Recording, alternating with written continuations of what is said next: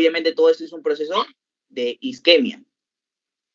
El corazón ya va a tener remodelación, ya tiene lesiones, pues por la remodelación que va a tener, se remodela.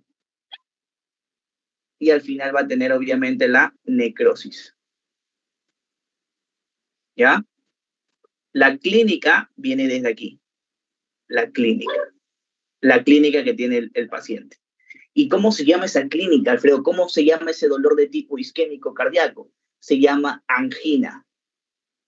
Algunos autores lo conocen también como el Argor pectoris, por si acaso, Argor pectoris. Chicos, un segundito.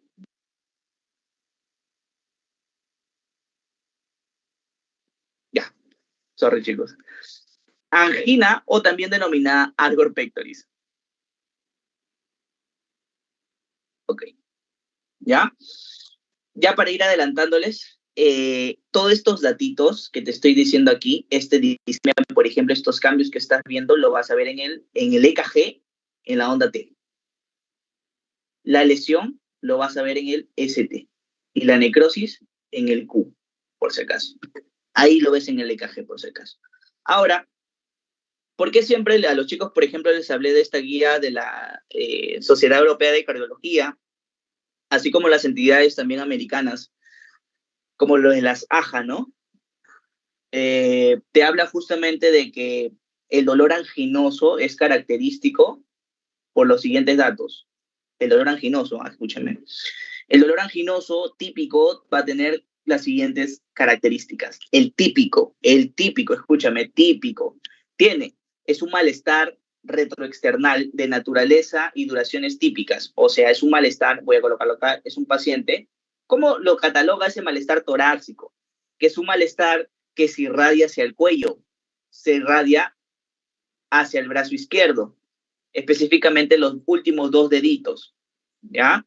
Se irradia también hacia el epigastrio y se irradia a nivel de la escápula. Se irradia también a nivel de la mandíbula. Ese es el primer criterio, este de aquí, malestar torácico retroexternal. Ese es el primer criterio.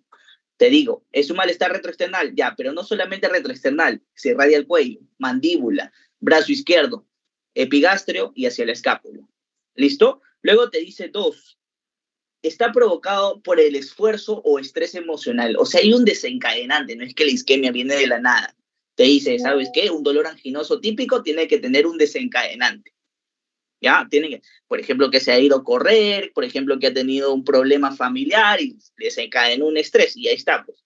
Y después te dice, oye, si el problema anginoso es porque le falta oxígeno y tiene un dolor anginoso que es por deficiencia de oxígeno, entonces vasodilátale la arteria para que pueda pasar oxígeno y le alivie el dolor. ¿Ok?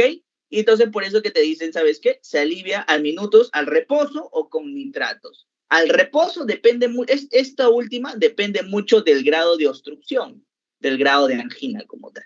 Pero te dice, si se alivia el reposo o si se alivia el nitratos, es el tercer criterio. Cumple los 3 criterios y es un dolor anginoso típico. Atípico solamente te va a cumplir 2. Y no anginoso te cumple 1 o ninguno. Listo, se acabó. ¿Ok? Escúchame bien porque esto nos va a permitir más adelante cuando entremos aquí, ¿dónde está? Cuando entremos aquí a síndrome coronario, a poder hablar de estos tipos de angina, ¿ya? Entonces lo repito, 1, malestar torácico retroexternal, 2, por esfuerzo, 3, y 3, que alivia el reposo con nitratos. Listo. Cambiemos aquí.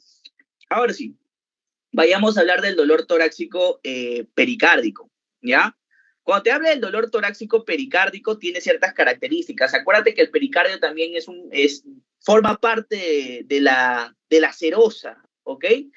Y el pericardio también se puede acumular líquido, tanto que pueda ser de tipo de transudado, de exudado, ¿no? Cualquiera de esos dos. Pero, ¿cuál es la clínica que vas a ver en un dolor torácico relacionado específicamente a pericardio? Vas a ver, por ejemplo, que tiene un dolor, la clínica, un dolor de tipo retroexternal,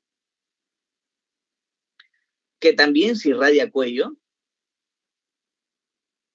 también se irradia a hombro izquierdo, se irradia también a la espalda, a la escápula. O sea, tú dices, Alfredo, este es infarto, este es angina.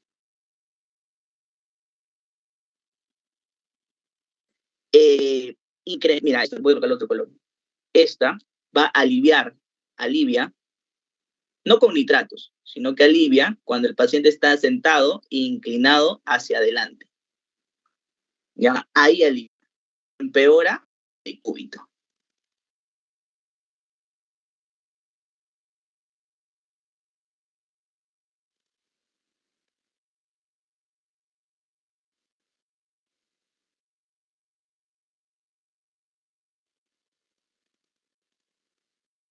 ¿Por qué? ¿Por qué incrementa la inspiración? No sé si creo que a ustedes les dije, pero inspiración,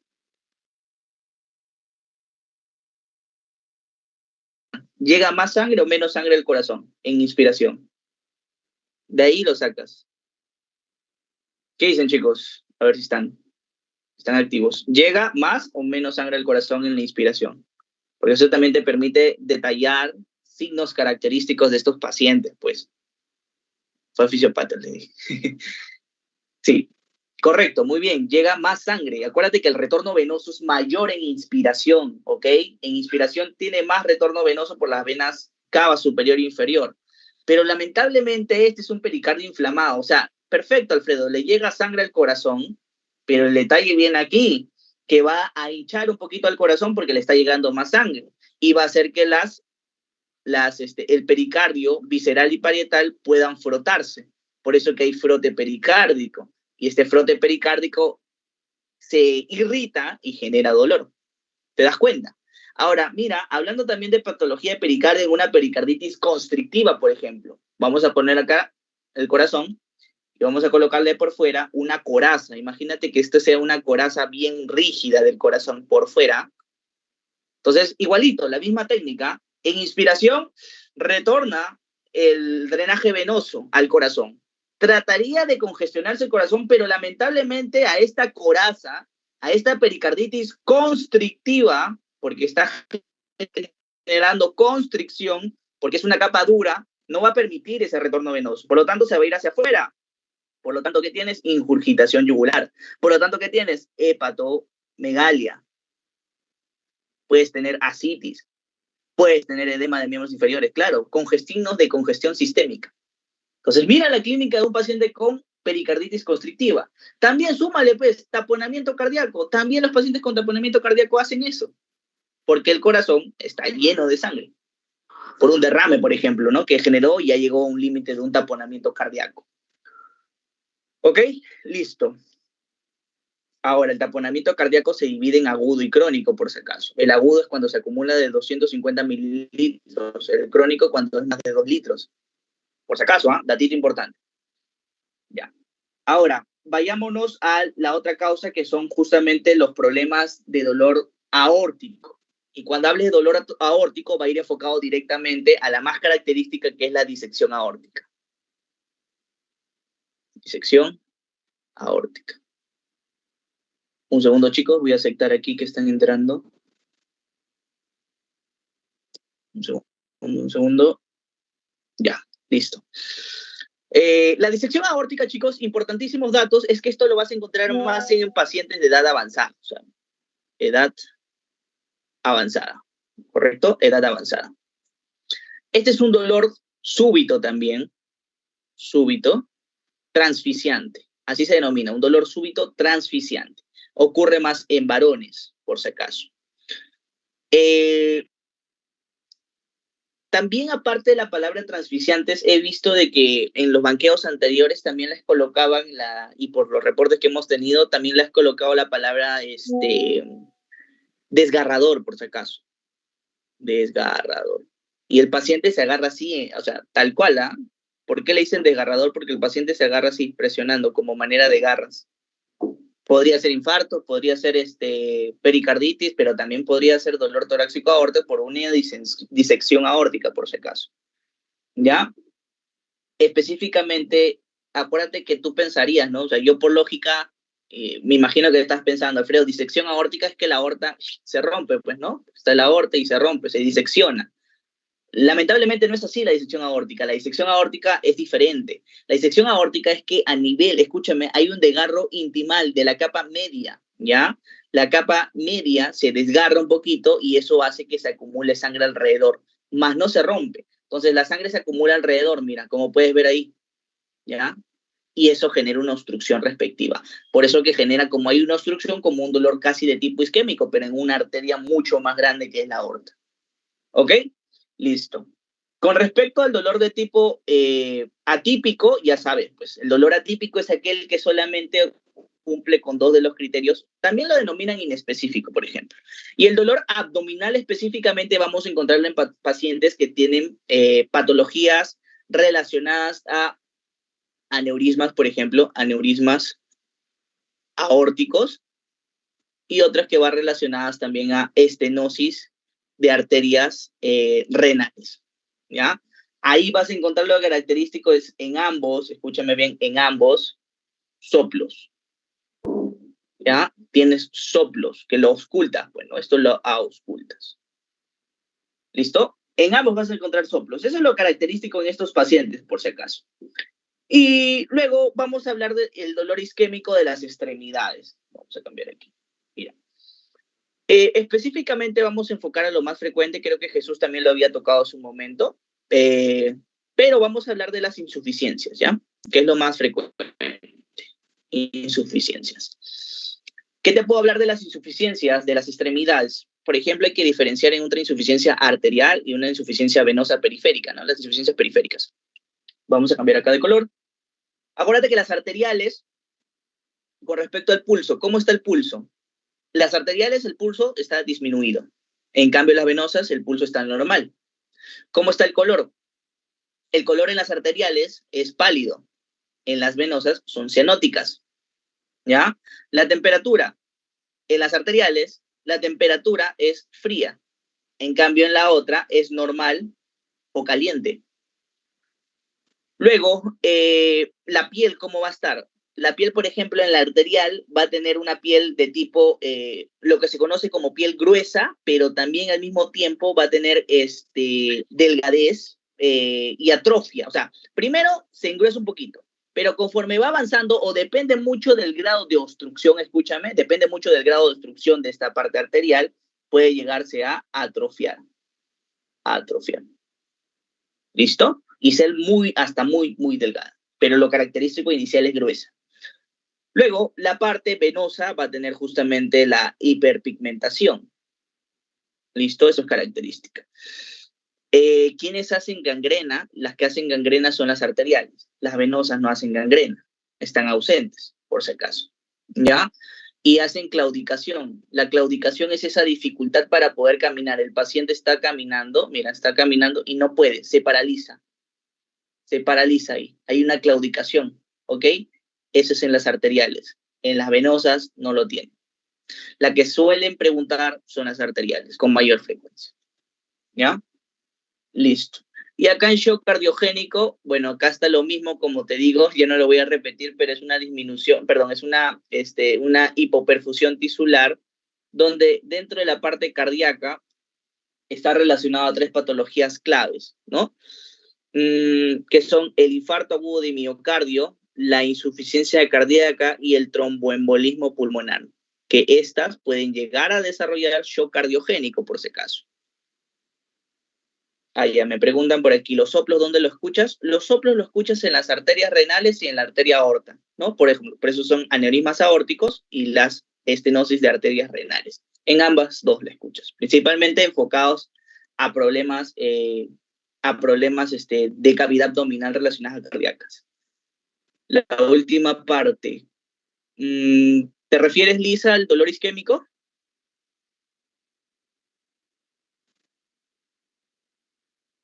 Ya, lo vuelvo a repetir. Ok, lo vuelvo a repetir el dolor isquémico. Ya, listo. A ver, perdón, listo. La insuficiencia periférica, arteriales y venosos. Primero vamos a hablar de la P, de los pulsos, ¿ya? Pulsos en las arteriales están disminuidas, en las venosas están normales. Luego la C viene del color de la piel. ¿Cómo está el color? En las arteriales son pálidas, son blancas. En cambio, las otras venosas son cianóticas. La T de acá es la temperatura. ¿Cómo está la piel en cuanto a su temperatura? uno tiene la piel fría, como las arteriales, y el otro está normal o caliente, ¿ya? Luego, la piel, ¿cómo está? En la piel de la arterial, la piel es gruesa en un inicio, pero conforme va ocurriendo o se agrava la obstrucción, puede llegarse a atrofiar. Por eso acá lo coloco la atrofia. En cambio, la piel de la venosa es una piel hiperpigmentada, ¿ya? Hiperpigmentada. Y principalmente alrededor de los tobillos, por si acaso. Luego, ¿quiénes hacen gangrena? ¿Quiénes hacen necrosis? ¿Quiénes se empeoran más? Las arteriales. Pues porque estás generando una isquemia. Entonces, obviamente, va a entrar este proceso de necrosis. En cambio, las venosas no, ¿ya? Y el último era quienes hacen claudicación. Las arteriales la hacen y las venosas no la hacen, ¿ya? Listo. Ok. Lo característico, ya te dije, esto tiene gasto cardíaco bajo, es la resistencia vascular periférica, pero lo característico de estos problemas de shock cardiogénico va relacionado a que hacen congestión pulmonar y hacen congestión sistémica. Eso es lo característico. ¿Ya? Listo. A ver, hay otra pregunta.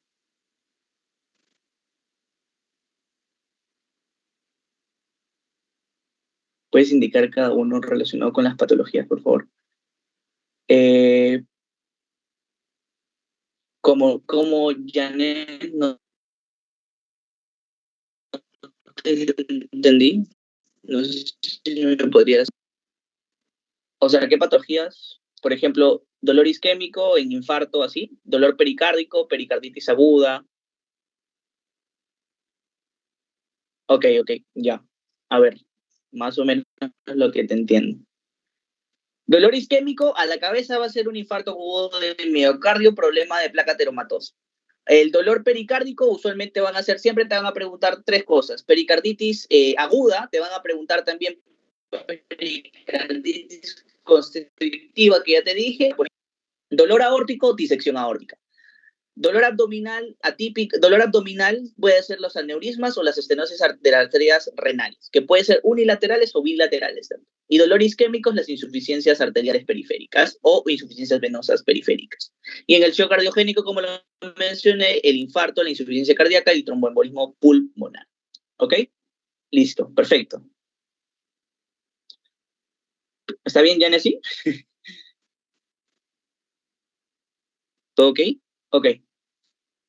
Ya, listo. Perfecto. Ok, ya una vez hablando de lo principal y ahora vamos a lo básico, pues, porque creo que acá falta. Sí, vamos a lo básico. Ya estos motivos de consulta son mucho más rápidos, chicos. En realidad solamente es darle aquí algunas pinceladas porque dudo que pregunten de esto, pero igual hay que estar atentos a si es que lo preguntan. Entonces, como les dije, hablar específicamente de problemas de palpitación, usualmente vamos a hablar de que la etiología va a ser más por problemas de tipo eléctrico. Alfredo, también existen palpitaciones por problemas de la estructura cardíaca, también existen, ¿ya? Pero principalmente va a ser de problemas eléctricos, por si acaso. Y acá vamos a hablar específicamente de que las palpitaciones es esa sensación de escuchar los latidos cardíacos, ¿ya? Y principalmente dentro de los problemas eléctricos va a ir relacionada a lo que son las disritmias, ¿ya? Ahora, hay disritmias que pueden ser justamente trastornos rítmicos y trastornos arrítmicos, por si acaso. ¿Ya? Entonces, lo que más te van a preguntar es la famosa arritmia, pues, porque es lo más frecuente que ustedes han podido ver, incluso hasta en la parte clínica, me imagino. ¿Ya? Lo que más a ver, ¿qué más te puedo decir? Ahora, dentro de tu bibliografía, por ejemplo, de los PPTs que te han mandado, hay algo muy característico que a mí me llamó la atención, pero igual te lo digo porque dice tu PPT, dice, ten en cuenta de que las palpitaciones muchas veces no va a ir manifestado con una arritmia, te dice. Cosa que yo diría que es lo contrario. La mayoría de palpitaciones, como te estoy diciendo aquí, va relacionada a un problema eléctrico. También puede ser estructural, sí, puede ser estructural. La mayoría en la parte práctica es eléctrico, ¿ya? Por si acaso. Ahora, puede estar asociadas también o provocadas por diferentes patologías cardíacas como no cardíacas, por ejemplo. Este es otro concepto. Puede estar provocada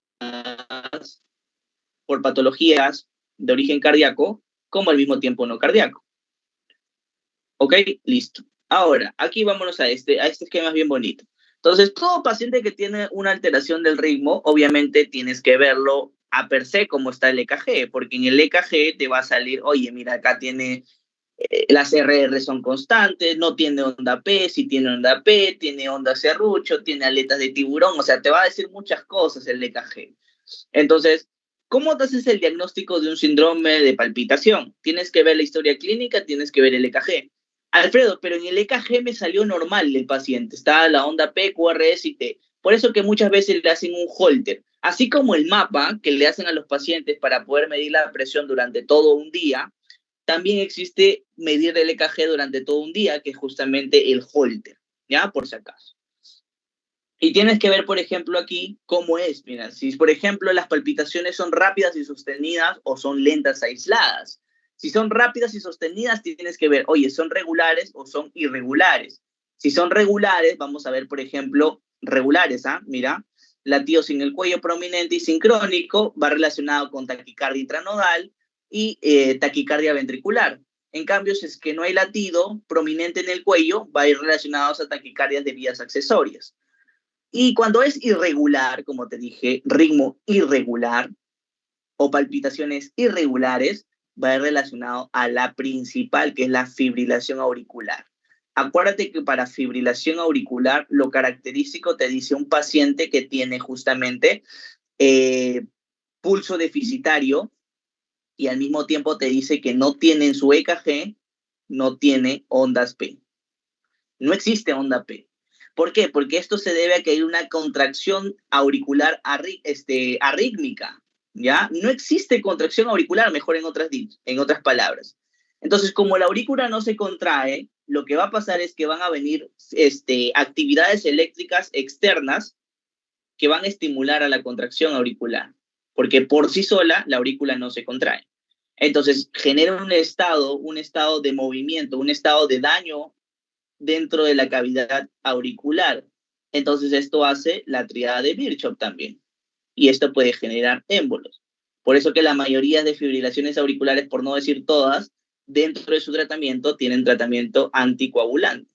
Porque estas pueden desarrollar accidentes cerebrovasculares. Porque estas pueden desarrollar insuficiencias arteriales periféricas. Porque pueden hacer isquemias mesentéricas. Porque pueden hacer hasta infartos agudos de miocardio. Por los émbolos que se producen. ¿Ok? Listo. Ahora, básicamente es esto que es la principal que te van a preguntar. Existe otro trastorno que te pueden preguntar, que es la taquicardia paroxística supraventricular, ¿ya? Que es muy característico. Te voy a dar el cuadro clínico. Te va a decir que es una paciente mujer de edad joven y que está sometida a estrés y que viene por palpitaciones súbitas, pero luego desaparecen rápido.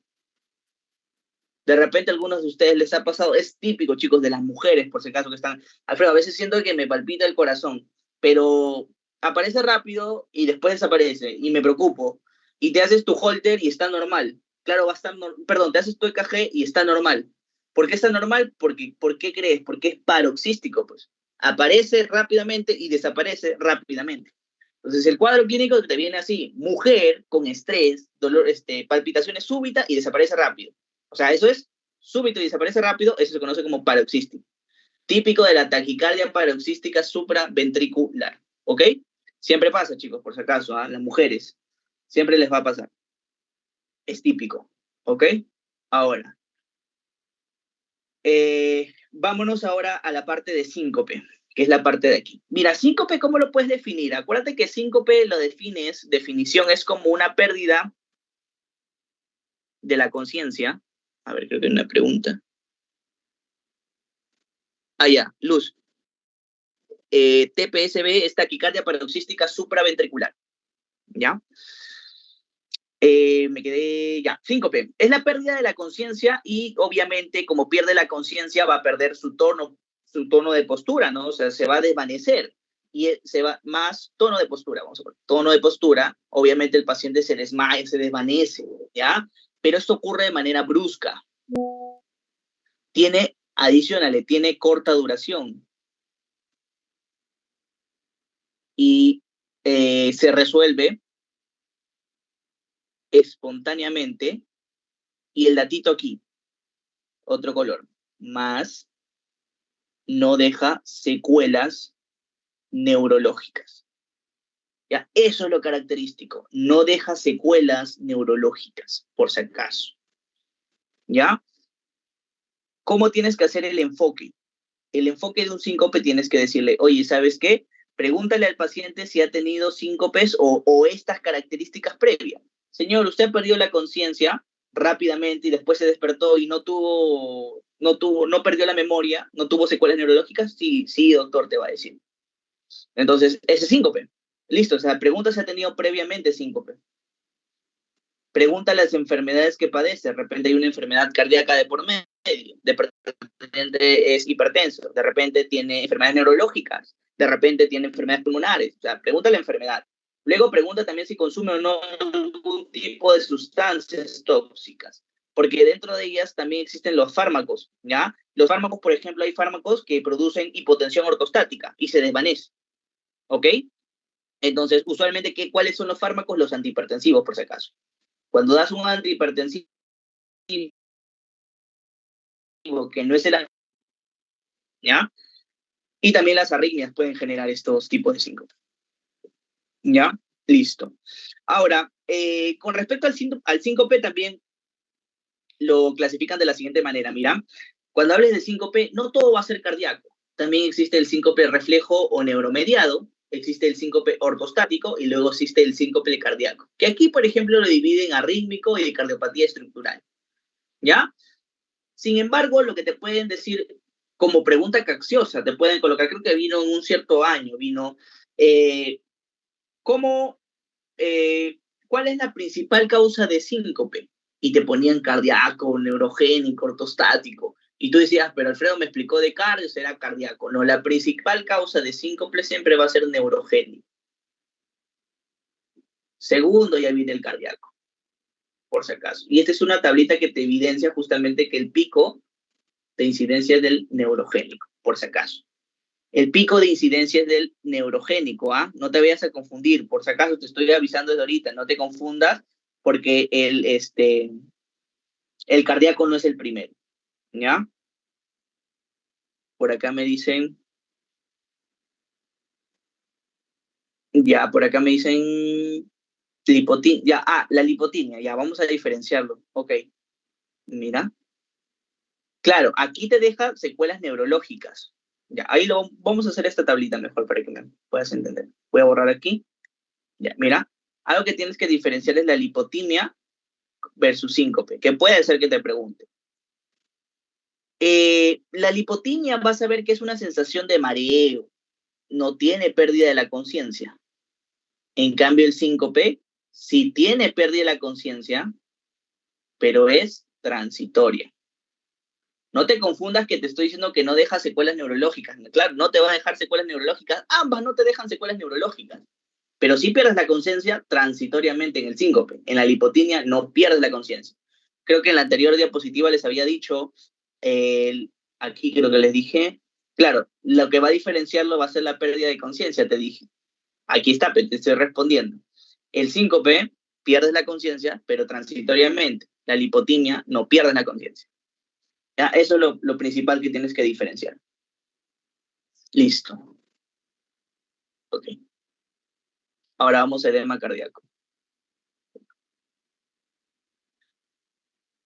El edema cardíaco. ¿Qué podemos hablar del edema cardíaco? Mira, renal ahorita no lo vamos a hablar porque esto lo va a hablar Piero más adelante. Cardíaco, nada más. Cosas importantes. Acuérdate que ya te explicó Jesús los mecanismos del edema, aumento de la presión hidrostática, disminución de la presión oncótica, problemas de drenaje linfático, etcétera, ¿no? Ya, pero ¿qué tienes que saber del edema cardíaco? El horario es vespertino, ¿ya? El horario es que es vespertino, por si acaso. O sea, ocurre en las tardes. La localización principalmente va a ser en miembros inferiores, obviamente por efecto de la gravedad. La consistencia es que al comienzo es blando, pero constantemente el edema se vuelve duro, por si acaso. O sea, si te dicen como alternativa y solamente dice duro, y te ponen duro y blando, marca duro, por si acaso, porque ese es lo característico. Y el color usualmente suele ser violáceo, a veces algo rosado, ¿no? O a veces lo catalogan como cianótico. Y síntomas acompañantes a este edema, obviamente va a ir, como te dije, relacionado a patologías que tengan una insuficiencia cardíaca, por ejemplo, ¿no? Que es lo más característico, un edema cardíaco va relacionado a insuficiencia cardíaca. Otros síntomas que pueden tener, por ejemplo, la nicturia, pueden tener disnea, ya sea ortopnea o disnea paroxística nocturna, pueden tener ingurgitación yugular, pueden tener soplos, etc. Pero lo característico que quiero que te aprendas son los tres primeros que te he mencionado acá. Aquí está. Vespertino, miembros inferiores, duro y violáceo, tono violáceo, rosado, cianótico, por si acaso. ¿Ya? Ahora sí. Ahora vamos a la vamos a la cianosis. Cianosis y hemoptisis, ¿ya? ¿Qué te puedo hablar acá de cianosis y hemoptisis? A ver, la cianosis, lo característico, voy a responder la pregunta que alguno de ustedes me dijo, ¿no? Alfredo, ¿cuándo catalogamos cianosis? La cianosis es la coloración o la piel azulada de la piel y las mucosas, por si acaso, coloración azulada de la piel y las mucosas, cuando hay un exceso, ¿ya? Un exceso de la hemoglobina reducida. ¿Cuándo es? Cuando es mayor de por decilitro. Como dije, 5 es el estándar, ¿ya?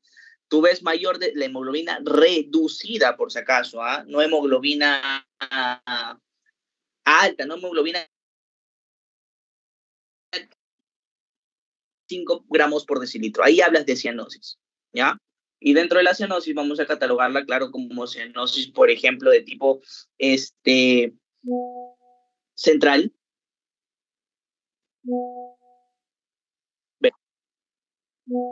¿Ya? Tienes que diferenciar esto es clave, chicos, que ustedes diferencien la cianosis central y la periférica. Vamos a cambiar de color aquí. Ya, ahora, la central. Mira, la central básicamente se debe a la falta de saturación de sangre arterial y existe un derivado de una hemoglobina normal, ¿ya? Y esto lo va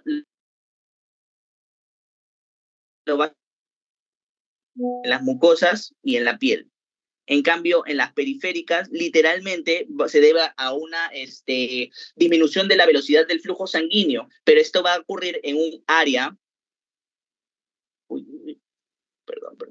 en un, no sé qué ha pasado un ratito, hecho un puntero, ahí está, en un área determinada. Y usualmente ocurre a nivel distal de los deditos, por ejemplo, como lo puedes ver aquí.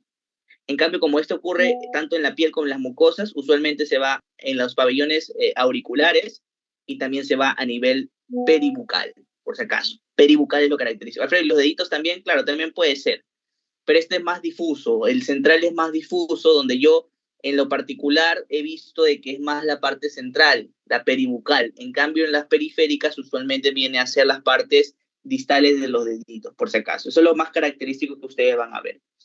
¿Ya?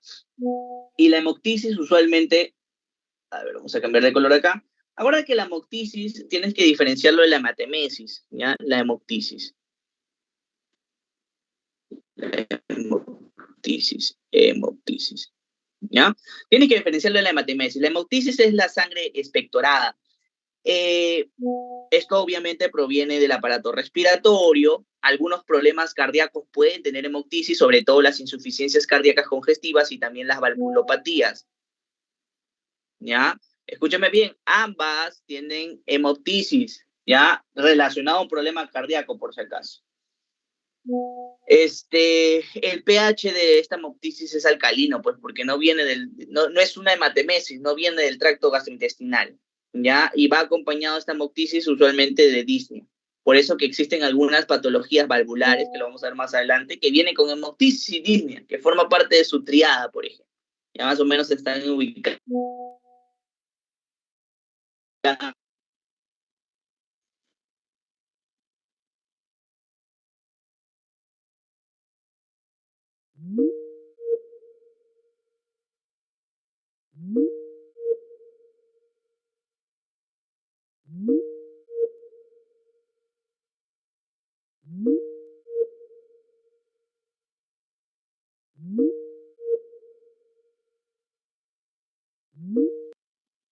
es un volumen entre la leve y la masiva. Entonces tú tienes que saber la masiva. La masiva es cuando el volumen es superior a los 600 mililitros en 24, 48 horas, ¿ya?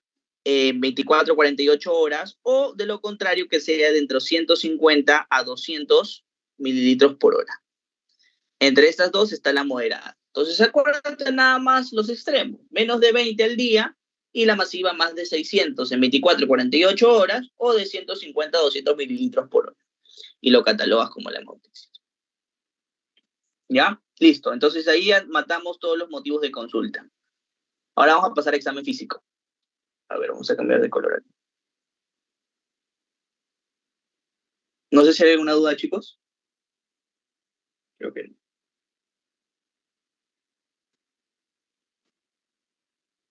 A ver, por acá. No, no hay. Ya. Listo. Chicos, escúchenme bien porque las preguntas, la mayoría viene de aquí. ¿Ya? La mayoría viene de aquí, por si acaso. A ver, me dicen lo de insuficiencia cardíaca con disnea, ¿puedes repetir? Lo vamos a ver más adelante, Bianca. Vamos a repetir cuando hagamos aquí insuficiencia cardíaca. Porque acá, en insuficiencia cardíaca lo voy a volver a repetir. ¿Ya? No te preocupes. Chicos, les decía, la mayoría de preguntas viene de generalidades de cardiología. ¿Ya? Y de ciclo cardíaco te va a venir, te apuesto que te va a venir una preguntita de ciclo cardíaco. Listo. Ver, por ejemplo, la presión arterial. La presión arterial es igual al gasto cardíaco por la resistencia vascular periférica. Acuérdate que el gasto cardíaco son 5 litros por minuto. El gasto cardíaco depende mucho de lo que es el volumen sistólico de eyección y la frecuencia cardíaca. Pero el volumen sistólico de eyección depende de estas tres propiedades, que justamente es la precarga. La precarga, chicos, ¿cómo definimos la precarga? La precarga es la cantidad de volumen que le va a llegar al ventrículo. Imagínate que ese es el ventrículo y le llega X cantidad de volumen. Eso es la precarga. Por eso que también se le conoce como volumen telediastólico, por si acaso. La poscarga, Alfredo, si uno es lo que llega, lo otro es lo que sale. Correctamente erróneo, ¿ya? Porque la poscarga no es lo que sale. La poscarga tiene que ver con la parte periférica. Por eso que poscarga se define como la resistencia que hay a la salida de este volumen. Resistencia es la palabra clave. A la salida de este volumen. Porque este volumen necesita, como es volumen, escúcheme, como es volumen, necesita aumentar su presión primero para salir. Hay resistencia, eso es poscarga. Y luego la fuerza de contractibilidad, pues que es el efecto inotrópico por sus receptores beta 1 cardíacos, pues no, que es lo característico. ¿Por qué te hablo de estas características muy importantes, muy preguntadas? Porque precarga a veces lo van a relacionar mucho a esta propiedad, que es justamente la propiedad de Starling, como lo puedes ver aquí. ¿Qué te dice la propiedad de Starling, la ley de Starling? Te dice lo siguiente. Dice, el corazón, el ventrículo que tiene esa cantidad de volumen, las fibras de los miocardiocitos se van a estirar a tal capacidad de poder eliminar, de contraerse, de poder botar esa cantidad de volumen. Imagínate que acá tienes X cantidad de volumen, entonces el miocardiocito se va a contraer para esa X cantidad de volumen para poder eliminarlo. Entonces, si puedes ver aquí, pues, ¿no? Dice que el volumen diastólico es 200 y mira, se contrae con una fuerza para esos 200. Entonces, va relacionado mucho a la cantidad de volumen para contraerse para esa cantidad de volumen. Esa es la ley de Frank Starling, por ejemplo. ¿Ya? Y estos conceptos son básicos para poder entrar a hablar del ciclo cardíaco. Ciclo cardíaco. Listo. En ciclo cardíaco, chicos, ¿qué podemos hablar? En ciclo cardíaco vamos a hablar de lo siguiente. Mira, escúchame bien. El ciclo cardíaco empieza desde acá, que es la fase de diástole, de llenado del corazón, del ventrículo. Todo vamos a hacer en relación al ventrículo.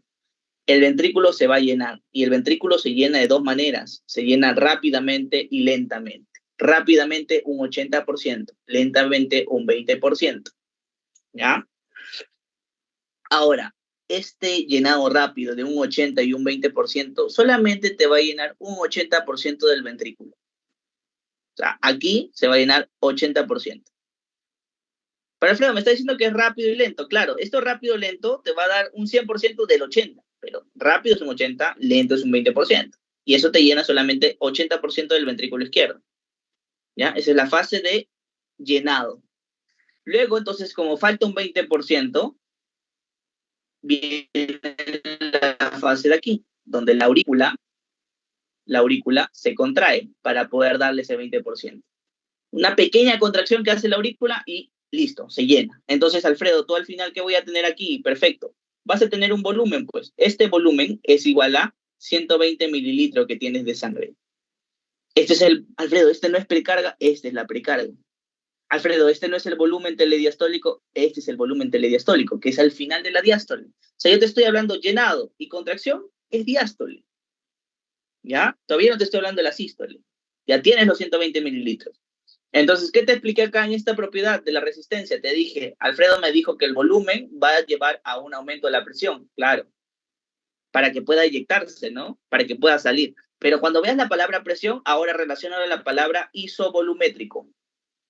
Isovolumétrico. ¿Por qué, Alfredo? Porque una vez que acá tienes el aumento de presión, porque ahí tienes un volumen que aumentó la presión, vas a tener la fase de contracción isovolumétrica. Ojo, contracción isovolumétrica no necesariamente quiere decirte que se está contrayendo. Escúchame, porque la palabra isovolumétrica solamente te está evidenciando aumento de presión. Aquí no se está eyectando la sangre. Solamente está cambiando sus presiones para posterior. Ya en la fase de aquí, que es la fase eyectiva, recién salga la sangre. ¿Ya? Un datito. Aquí es importante hablar de las válvulas, porque esto es lo que preguntan. Las válvulas existen dos, que son justamente las auriculoventriculares y existen también las semilunares. Las aurículos-ventriculares, la disposición son de esta manera, hacia abajo. En cambio, las semilunares, la disposición es hacia arriba.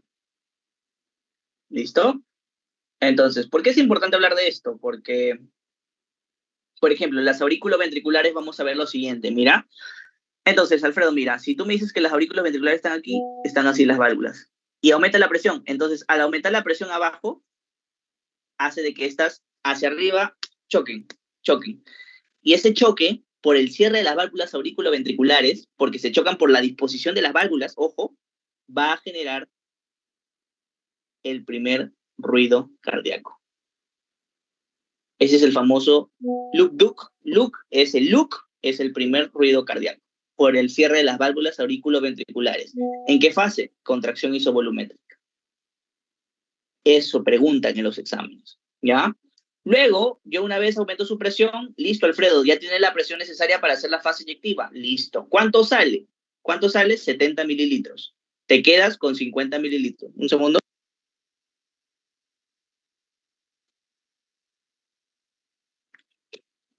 Disculpen, chicos, tengo alergia. Te quedas con 50 mililitros, ¿correcto? Y justamente los 50 mililitros, si divides 50 entre 120, te va a salir que es más del 50%. O sea, esa es la fracción de eyección. Por eso que la fracción de eyección adecuada de un corazón es más del 50%. Te sale 5.60 y tanto, pues, pero más del 50%. Esa es la fracción de eyección adecuada. Alfredo, ¿por qué es necesario? ¿Por qué me hablas de fracción de eyección, de fisio?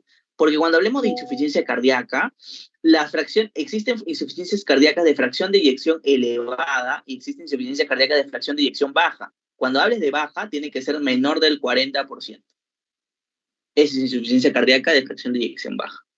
Listo. Entonces volvemos. Una vez que salió, tú dices, Alfredo, salió 70, se queda 50. ¿Dónde va a aumentar la presión? Alfredo, periféricamente hay más volumen, entonces ahora va a aumentar la presión periféricamente. O sea, Alfredo, va a haber más poscarga. O sea, la poscarga, la resistencia va a estar ahora así afuera, pues. Porque es lo que te estoy diciendo, resistencia, pero periférico. Entonces aquí esta fase, ¿cómo se denomina? Ya no se denomina contracción, sino se llama relajación isovolumétrica, porque está la palabra presión. Y termina el ciclo cardíaco y vuelve con llenado rápido y vuelve con llenado lento y después vuelve a hacer el ciclo cardíaco. Y eso es lo básico que hay que saber. Eso es de memoria, chicos, ¿ya? Y justamente la fase de relajación isovolumétrica, como las válvulas ahora aórtica y pulmonar están distintamente ubicadas, están hacia arriba y la presión aumenta aquí. Entonces, ahora chocan, pero en el otro sentido, y esto genera el segundo ruido cardíaco. ¿En qué fase? Relajación isovolumétrica. Conclusión, Alfredo, tú ves isovolumétrica, ya sabes que es cierre de válvulas. Si es contracción, primer ruido. Si es relajación, segundo ruido. Estas tres que estamos comentándote aquí, estas tres son sístole. Los demás son diástole. ¿Ya? ¿Ok? Ahora, existe, mira, existe el famoso ruido R3. ¿Qué es el R3? Que lo vamos a ver en insuficiencia cardíaca, pero vamos a aprovechar la imagen. El R3 se debe cuando la pared del ventrículo es muy delgadita, muy finita. Entonces, cuando haya el llenado rápido, cuando ocurre la fase de llenado rápido, va a hacer vibrar las paredes, porque es una pared muy finita. De hecho, la pared del ventrículo es considerablemente gruesa. Se dice que mide hasta 10 milímetros, por si acaso. Estás hablando de hipertrofia cuando ya es mayor de 15. Pero cuando es muy delgadita, menor incluso de 5 milímetros o hasta 5, hace vibrar las paredes. Y esa vibración de las paredes hace generar el tercer ruido cardíaco, por si acaso. ¿Ya? Ese es el tercer ruido cardíaco. Y lo contrario es lo siguiente. Imagínate que ya no esté delgadita, sino que esté recontra gruesa la pared. Entonces, vas a tener poco espacio para poder hacer la precarga, pero poco espacio para que llegue el volumen, para que llegue precarga. O sea, no vas a tener 120 mililitros ni caraguas. Entonces, la aurícula se va a congestionar. Entonces, la aurícula dice, oye, aguarda un momento, voy a contraerme un poquito más. Yo me contraía ese 20% que le faltaba, pero ya ahora no voy a poder contraerme 20, voy a contraerme hasta un 50, pues, porque tengo mucho volumen. Entonces, le voy a pasar la sangre, y le pasas la sangre al ventrículo. Le pasas esa sangre y el ventrículo se va a quedar con esa sangre, pues. Y eso genera ese aumento de la contracción, se denomina R4. Entonces, mira dónde está el R3 y el R4. El R3, la pared está delgadita y hace vibrarlo. En cambio, el R4 no tiene tanto que ver con el ventrículo, sino que con la aurícula que se contrae un poquito más. Y ese es el R3 y el R4 respectivamente. ¿Ya?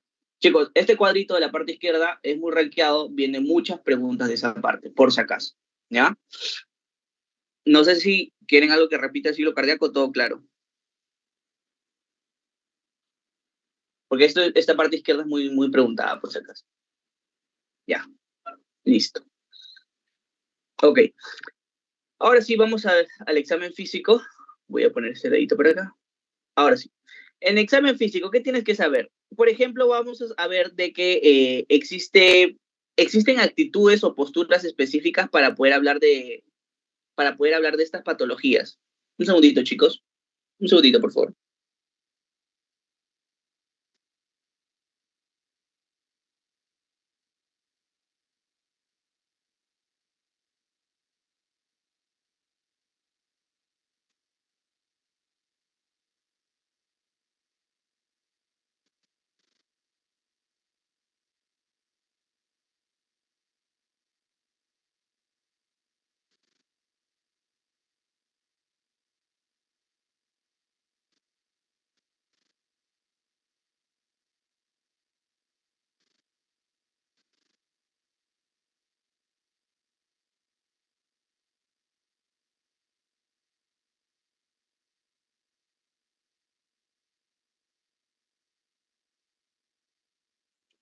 Ya. Disculpen, chicos. Pasa que estoy con mi alergia. Ya, ahora sí. Les decía, en la actitud y postura históricamente han venido dos cositas claves. La posición de cuclillas es típica de la famosa tetralogía de Fallop, ¿ya? Y lo vas a encontrar, como son tetralogía de Fallop, lo puedes encontrar más que todo en niños, y hay algunos adolescentes que llegan con cardiopatías de tipo cianóticas a edades avanzadas, por si acaso, pero más frecuentes son en niños, que tienen esa posición típica de cuclillas, por si acaso, cuclillas se llama, ¿ya? Ahora, y la otra es justamente esta posición, vamos a ver acá, un segundito, otro color, la posición de aquí, genupectoral o también denominada como posición maometana, ¿ya? Maometana, así que maometana. ¿En qué patologías lo ves asociado a esto? Esto lo vas a ver en pacientes que tienen enfermedades de pericardio. Por eso que te dije en las famosas pericarditis, ¿cuál era lo característico? Que el paciente se incline hacia adelante, ¿sí o no? Se inclina hacia adelante y alivaba el dolor, y cuando hacía inspiración le dolía un poquito más. Ese es típico que siempre va a pasar, por si acaso, chicos. ¿Ya? Luego, cambiemos aquí, vamos a ver, lo habrás visto en la clase completa con Piero, ¿no? Que habla del mediolíneo, el longilíneo, el brevilíneo. Aquí en estos casos, el que va a tener mucha más gravedad va a ser el brevilíneo, ¿no? Porque esto va relacionado más a enfermedades como diabetes, hipertensión, ¿no? Hipertensión, diabetes, dislipidemias, ¿no? Entonces, estos son factores de riesgo cardíacos, por si acaso.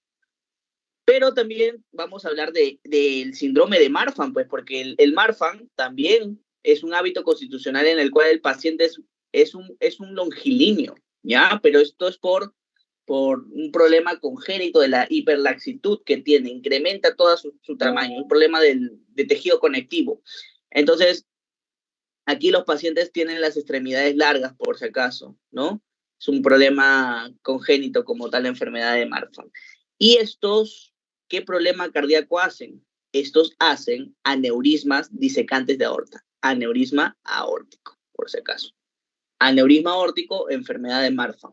Ha venido, por si acaso, en mi ciclo me vino esta pregunta. El peso ya está más que claro, pues, ¿no? Un paciente que aumenta de peso, y sobre todo también va relacionado al signo de picnic. Ya, el signo de Picking es la sobrecarga de las cavidades derechas por hipertensión pulmonar, ¿no? Por si acaso. Listo. La piel y mucosas, las edemas, ya hemos hablado hace un momento. Por ejemplo, las cardiopatías cianóticas, ¿no? Perdón, las cianóticas, la cianosis que hemos visto aquí. Cianosis ya hemos hablado, la piel y mucosas también. El edema, le hemos hablado, el cardíaco. La cabeza, ¿no? La cabeza justamente te había explicado que va relacionado a los problemas de enfermedad, como por ejemplo la enfermedad de Chagas, ¿ya? La enfermedad de Chagas. Es muy característico de la enfermedad de Chagas que haga crecimiento de las cavidades, por si acaso, aumenta el crecimiento de las cavidades. Hacen hipertrofias ventriculares, sobre todo del lado izquierdo. Otras enfermedades, vamos a ver acá. Por ejemplo, ese es el signo de Romaña que hacen, ¿no? De la inflamación del ojo. Ahora, algunos consideran que no tanto como un signo de Romaña, sino consideran de que es un signo de masa, le dicen, signo de masa, que es el ojo tumefacto y rojizo. También lo conocen como en el ojo de Campota. Así lo denominan. ¿Ya? Listo. En cuanto a la fiebre, ahorita vamos a pasar a cuello, que es algo importante que puede venir. La fiebre, acuérdate que hay una estructura, un patrón que yo siempre les digo, ¿no? Si te dicen un paciente que tiene fiebre más soplo de nueva aparición, vas a pensar en endocarditis.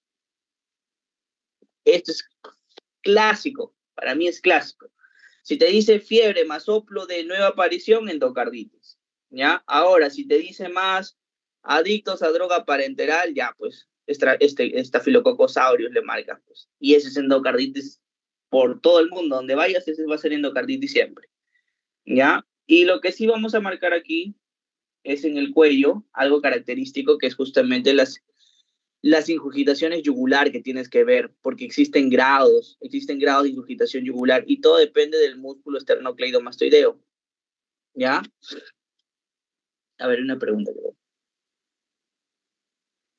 El signo de masa, ya me preguntan, ¿cuál es el signo de masa? El signo de masa se refiere al ojo tumefacto y rojizo, ¿no? Tumefacto más rojizo, que también le conocen ojo en Campota.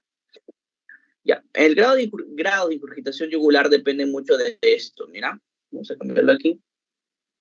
Mira, grado 1 es que no va a sobrepasar el esternocleidomastoideo. Grado 2 es que sobrepasa al esternocleidomastoideo. Grado 3 llega al mandibular inferior, y grado 4, porque también existe un grado 4 para algunos autores, más de un centímetro del submandibular inferior. De maxilar inferior, perdón. ¿Ya? Entonces, lo clásico es que te pregunten aquí. 1, no sobrepasa el esternocleidomastoideo. 2, sobrepasa el esternocleidomastoideo. ¿Ya? Perfecto. Hay otra pregunta. Ya, fiebre. Le decía en fiebre, ¿no? Lo más característico que en fiebre te puedan preguntar es un paciente que viene con fiebre más un soplo de nueva aparición, siempre va a ser endocarditis a la cabeza. Ya si te dice adicto a droga parenteral, puedes corroborar que es una endocarditis más una, y que la etiología puede ser Staphylococcus aureus. ¿Ya? Lo más frecuente que puedes catalogar. Listo.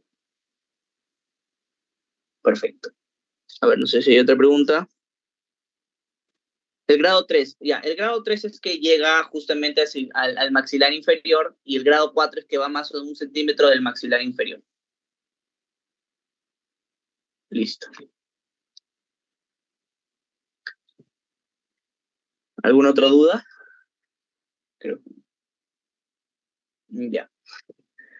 Esta parte, chicos, yo diría que es más a manera de examen ahorita, es más memoria, ¿ya? Porque sí, lamentablemente lo del pulso, los nombres, a veces hay que acordarse con un patrón que les voy a dar, ¿ya?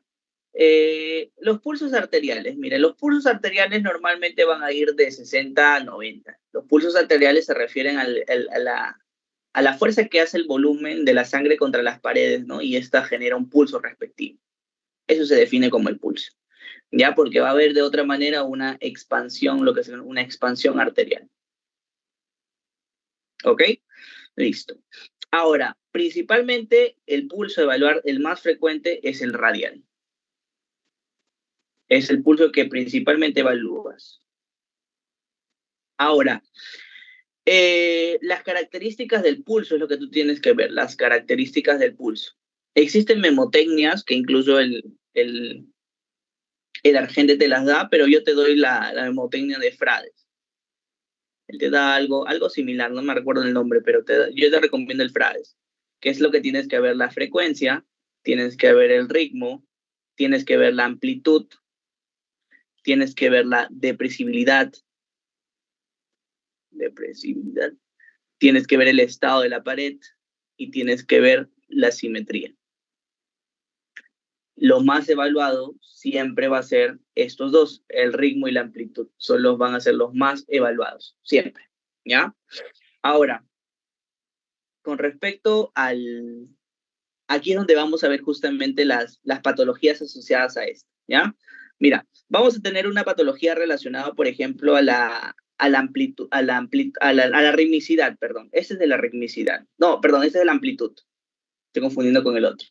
Entonces, ustedes habrán escuchado del pulso, ustedes habrán visto lo que es un pulso alternante, bigeminado, del pulso de Corrigan, el paradójico. Entonces, la idea es más o menos que te puedas enfocar. Me preguntan, ¿puedes repetir de Frades? Ya, Frades. Frades es la frecuencia, el ritmo, la amplitud, la depresibilidad, el estado de la pared y la simetría. Eso es Frades. ¿Ya? Listo. Entonces, lo más preguntado siempre va a ser, como te digo, el ritmo y la amplitud, pero dentro del ritmo y la amplitud, más te van a preguntar la amplitud. Entonces, vamos a hablar de la amplitud. Ya. Dentro de la amplitud vamos a tener lo siguiente. Por ejemplo, esto es lo normal. Que sea lo normal. ¿Ya? Mira la amplitud cómo está. Así. Y justamente si te das cuenta, tiene la forma de un pulso arterial normal. Sube y baja. ¿Ya? Sube y baja. Acuérdate que hay una incisura dicrota en este lado que va relacionado con el segundo ruido cardíaco, por ejemplo. ¿Ya? Y esto es lo normal. Ahora, ¿cuándo es patológico? Vamos a ver acá, por ejemplo, cuando el pulso es amplio, se denomina amplio o magnus. También lo puedes denominar amplio o magnus, mira, aumentó la amplitud, o también denominado magnus. Lo vas a ver, por ejemplo, en los pacientes que tienen insuficiencia aórtica moderada. Moderada. Ojo, moderada, no grave, moderada. Los pacientes que tienen hipertiroidismo son más hiperkinéticos, por eso que van a tener una magnitud, ¿ok? Después los pacientes que hacen mayores ejercicios, que tienen fiebre también, ¿no? Pero los principales son estos dos. Ahora, ¿qué ves acá? Mira, también tú dices aquí, Alfredo, ese también de abajo es Magnus. Claro, también es Magnus, ¿no? Es amplio, es Magnus porque es muy grande, pero también es Celer, ¿ya? Celer, ¿por qué? ¿Por qué se denomina Magnus más Celer? Porque es un pulso que sube rápido y baja rápido, sube rápido y baja rápido, acelerado, ¿no? Sube y baja rápido. Magnus y Celer, ¿ya? Esto es típico ya de no de las insuficiencias aórticas moderadas, sino de las graves. Graves. Entonces acá es moderado, aquí es grave, ¿ya? Y de las fístulas arteriovenosas. Entonces aquí tienes Magnus y acá tienes Magnus más Celer. Ahora, ya no hablemos de Magnus, sino hablemos de Parvus. Parvus, perdón. Parvus ya no es grande, es pequeño. Esto lo vas a ver en pacientes que, por ejemplo, tienen hipotensión arterial. Insuficiencias cardíacas también pueden hacer, por si acaso, que no es lo típico, pero también pueden estar. Y las taquicardias paroxísticas supraventriculares también pueden hacer. ¿Ya? Y dentro de ellas la estenosis mitral de las valvulopatías también pueden hacer. Estos son parvus, son pequeñísimos. Ahora, mira el de abajo. Es parvus, pero es Celer. ¿Ya? Uy, perdón. El de acá. Un segundo, no puedo borrar. Acá está. Este es parvus más Celer. Porque mira, el toque nomás, mira. Sube y baja, sube y baja, sube y baja. Es pequeño, pero sube y baja al toque. Eso lo vas a ver en las insuficiencias mitrales, por si acaso. Y este de acá, este es un parvus, pero es más tardón. Por eso que es más amplio, mira. No desciende rápidamente como el Celer, mira. Este Celer sube y baja, sube y baja, sube y baja.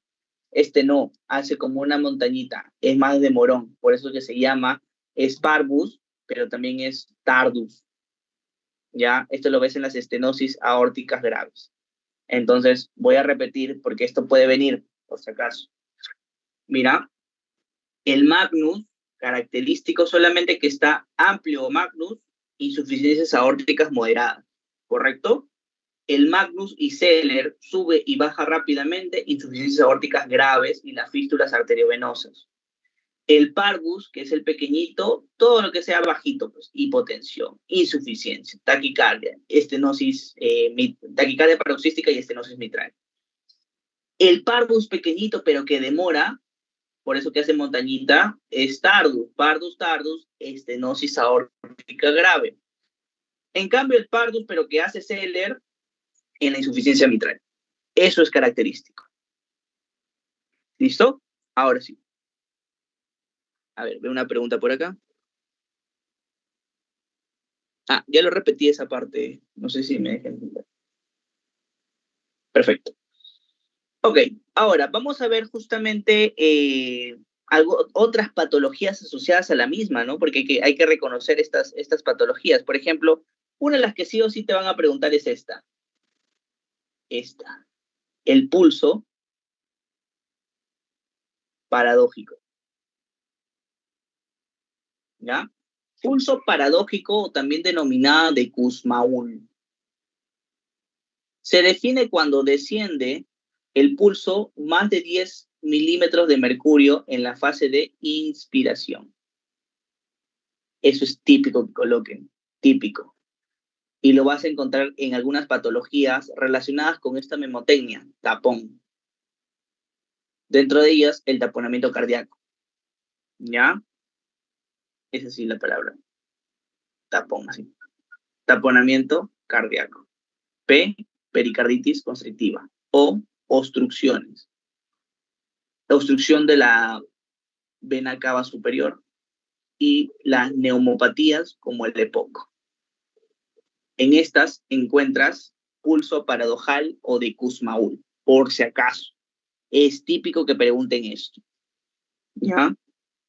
Ahora, bigeminado. Sueles encontrarlos en las insuficiencias cardíacas. ¿Ya? Bigeminado, sueles encontrarlas en las insuficiencias cardíacas, por si acaso. Eso más lo van a preguntar. El de acá, vamos a colocarlos aquí. Estos de aquí lo vamos a hablar acá, porque también están aquí. El anacrótico, mira, este anacrótico. Esto lo vas a encontrar, es un pulso pequeño, ¿ya? Pequeñísimo, o sea, es un magnus, perdón, parvus, pequeñísimo, que se eleva lentamente, parvus tardus. Por eso,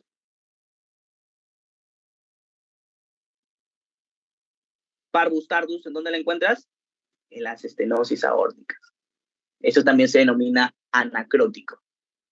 En cambio, el de martillo de agua, también denominado el de Corrigan, lo vas a encontrar en las insuficiencias aórticas, ¿ya? Por si acaso. El bífido lo vas a encontrar en las insuficiencias aórticas, también. El alternante, en las insuficiencias cardíacas congestivas. Y el paradójico, en lo que te estoy diciendo, en el tapón, ¿ya? Y si te dicen pulso deficitario, ¿dónde lo encontrabas? Lo dije hace un ratito, cuando hablamos de en los motivos de consulta, pulso deficitario. ¿En cuál encontraba, chicos? ¿Se acuerdan? Típico te va a venir paciente que no tiene ondas P, que tiende, exacto, muy bien, en la fibrilación auricular. Eso encuentras pulso deficitario. ¿Ya? Listo. Entonces, eso es lo característico. Te van a preguntar, voy a resaltarlo, el paradójico, te van a preguntar el de Corrigan, que siempre también suelen preguntar de insuficiencia aórtica, el deficitario de fibrilación auricular y el paradójico, como te digo, siempre te van a preguntar. Ese es el más característico, que siempre te van a preguntar, ¿ya?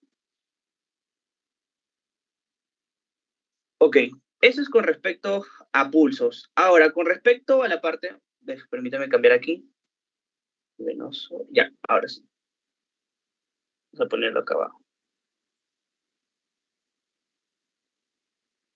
Con respecto a la parte de pulso venoso, es raro que te pregunten, como te digo, si te preguntan algo de pulso venoso, te van a preguntar a lo más que te van a preguntar en pulso venoso va a ser justamente lo que te mencioné aquí, la ingurgitación yugular y los grados. Igual te lo estoy colocando aquí. Es diferente hablar de presión venosa a diferente hablar de pulsos venosos, como les expliqué, ¿no? Una cosa es hablar de presión que hay dentro del vaso y otra cosa es que evidentemente lo veas a la observación, ¿no? Que tenga ingurgitación yugular, o sea, para ver el pulso venoso. Entonces, cuando hay una alteración, por ejemplo, de la presión venosa, vamos a ver acá, presión venosa. Cuando hay un aumento generalizado de la presión venosa en patologías relacionadas como las insuficiencias cardíacas congestivas, por falla del ventrículo izquierdo, por ejemplo, que te lleva una falla del ventrículo derecho. Esto es insuficiencia cardíaca congestiva. Cuando una falla izquierda te lleva a una derecha, es insuficiencia cardíaca congestiva. ¿Ya? Eso se hace aumento de la presión venosa. Otro, la pericarditis constrictiva, como te había mencionado, ¿no? Hay una constricción, pericarditis constrictiva. El derrame pericárdico también te hace. Las estenosis tricuspidias, claro, imagínate que la válvula tricuspidia, la de aquí, esté cerrada. Obviamente todo va a regresar hacia afuera, ¿ya? En las estenosis tricuspidias. No solamente las estenosis, ¿ah? Las insuficiencias tricuspidias también te hacen eso, por si acaso, ¿ya? Cuando hay un aumento localizado de la presión venosa, cuando hay una obstrucción del tronco venoso y cuando hay un síndrome de vena cava superior, en estas dos. Y cuando hay disminución, cuando obviamente hay shock hipovolémico. En esa va a haber obstrucción, ¿ya? Esos son característicos. Luego las demás, dudo que te pregunten por si acaso, ¿ya? Ahora sí, las alteraciones son muy importantes, que siempre, te voy a colocar las palabras claves nada más. Te van a decir onda A gigante, onda A cañón, onda V gigante, seno descendente profundo y seno descendente lento. Entonces, la onda A gigante lo vas a ver en patologías de las estenosis tricuspidias, ¿ya? Estenosis tricuspidias. La onda A cañón lo vas a encontrar en las famosas arritmias, por si acaso. Arritmias, como por ejemplo los bloqueos auriculoventriculares o cualquier extrasístole o trastorno del ritmo nodal. En otras palabras, y existen más por si acaso, ¿ah? Entonces, trastornos del ritmo, disritmias, encuentras onda A cañón. Una cosa es hablar de la gigante, estenosis tricuspidia, y otra cosa es hablar de la cañón, por si acaso. ¿Ya? Ahora, ¿cuándo desaparece la onda A? Un datito que imagínate que dice gigante, cañón, pero ahora dice no hay onda A. Ahí lo vas a encontrar. ¿Cuándo no hay onda A? Porque la A es como semejante a la aurícula. Entonces, fibrilación auricular. En esta no hay onda A. Acuérdate que la A tiene que ver con un proceso de contracción auricular dentro del pulso venoso. Entonces, gigante, estenosis tricuspidia. Cañón, arritmias. Y no hay onda A, fibrilación auricular. Así de sencillo. ¿Ya? Ahora, vámonos a la otra parte. Te dicen onda V gigante. Onda V gigante la vas a encontrar en las insuficiencias tricuspidias, no en las estenosis. Es todo lo contrario. Insuficiencias tricuspidias. Seno descendente profundo lo vas a encontrar en patologías de pericarditis a tensión y derrame pericárdico. O sea, en patologías de pericardio, en otras palabras, patologías de pericardio. Seno descendente y profundo. ¿Ya? Y seno descendente y lento lo vas a encontrar en las estenosis tricuspidia con fibrilación auricular. Que dudo que te pregunten, máximo te preguntan estas dos primeras. ¿Ya? Y cuando no hay alteración del seno X, también lo vas a encontrar en fibrilación auricular. ¿Ya? Listo. Entonces, por favor, yo te diría, repasa esto. Esto de aquí son seno A. Este de acá es seno B, V. Este seno Y. ¿Ya? Por si acaso, estos dos son seno Y. Este y este son senos Y. A, B, Y y ya está. Esos son los más frecuentes. La onda A es estenosis tricuspidia. Lo vuelvo a repetir por si acaso. Onda A, estenosis tricuspidias. Onda A, cañón, arritmias. Onda B, gigante, insuficiencia tricuspidia. Seno y seno Y descendente y profundo en las enfermedades de pericardio. Seno Y descendente lento en las estenosis tricuspidias más fibrilación auricular. ¿Y dónde no hay onda A? En la fibrilación auricular.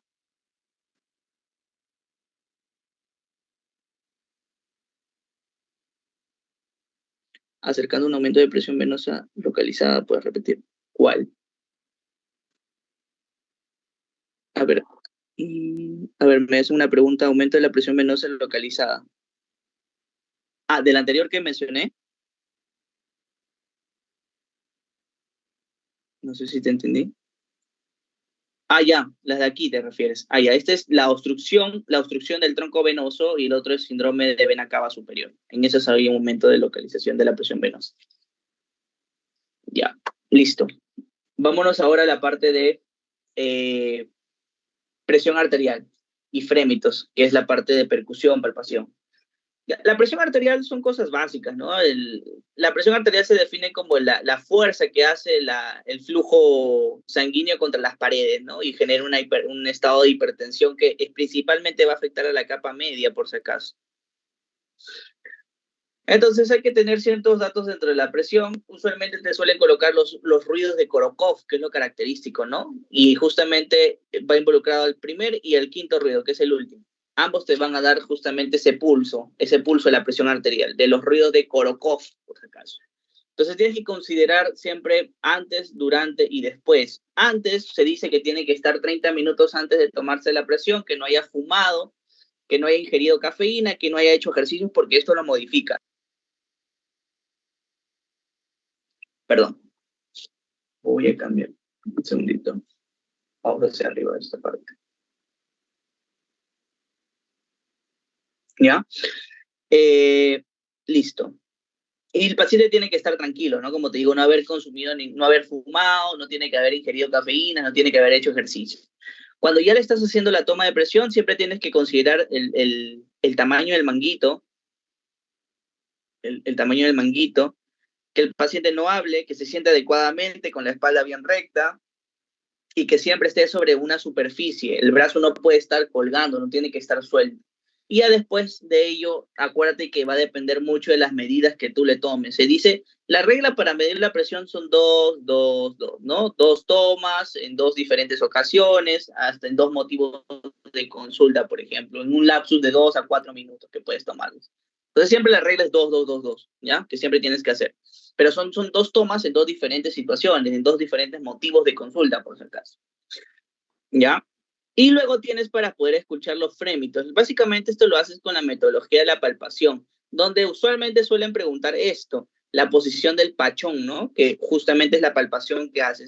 La posición del pachón es cuando se pone en decúbito lateral, ¿no? Izquierdo.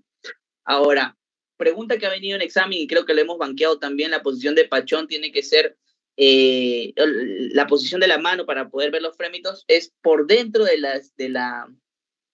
choque de la punta del corazón, creo que vino una pregunta, choque de la punta del corazón.